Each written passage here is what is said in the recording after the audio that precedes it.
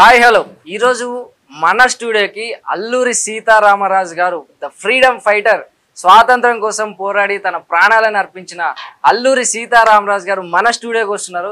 నేనైతే చాలా వెయిటింగ్ చేస్తున్నా అండ్ మీరు కూడా అంతే ఎగ్జైటింగ్గా వెయిట్ చేస్తున్నారు కదా. సో లేట్ చేయకుండా మన అల్లూరి సీతారామరాజు గారితో మాట్లాడేద్దామా? ఎస్, నమస్తే సార్. నమస్కారం అండి.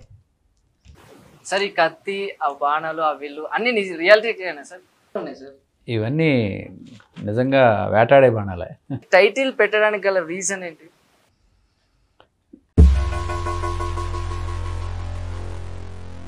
అలా తిరిగి రొమ్ము విరిచి గుండెల మీద ఇక్కడ కాల్చరా అని చెప్పి ఆ డైలాగ్ ఉంటుంది చూసారా, అది మీ మూవీలో కూడా ఉన్నట్టుంది. సో మా కోసం ఒకసారి చెప్తారా?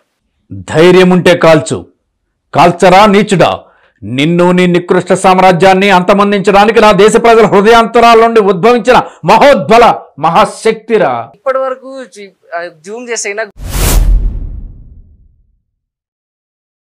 సరే, ఇప్పుడు మీరు ఈ మూవీలో మూవీ కమ్ ప్రొడ్యూసర్. సో నేను ఒక 2 క్వశ్చన్స్ అడుగుతా.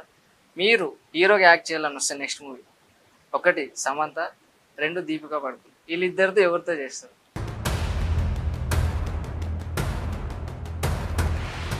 అండ్ మీరు ప్రొడ్యూసర్, ఒకవేళ ఎన్టీఆర్ గారికి రామ్ చరణ్ గారికి ఇద్దరికి ప్రొడ్యూస్ చేయాలి వస్తే ఎవరికి చేస్తారు? మనకి మీరు ఈ మూవీ ఫస్ట్ మూవీ.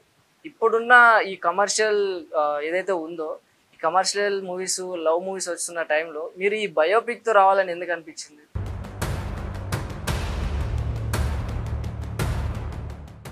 కమింగ్ జనరేషన్కి ఇలాంటి మహాపోరాట యోధుని యొక్క చరిత్ర తెలుసుకోవలసినటువంటి ఆవశ్యకత ఎంతైనా ఉందని చెప్పి నా యొక్క అభిప్రాయం. సో ఈ మూవీలో చూసుకుంటే ఓవరాల్గా ట్రైలర్, టీజర్లో చూసుకుంటే మొత్తం కొత్త ఆర్టిస్టులే కనిపించారు. సో ఎందుకని మొత్తం అందరినీ కొత్త వాళ్ళతోనే తీసుకొచ్చారు?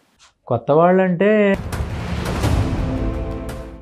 ఎప్పుడూ తెలిసిన ముఖాన్నే మనం పెట్టుకుని చేద్దామని అనుకుంటాం కంటే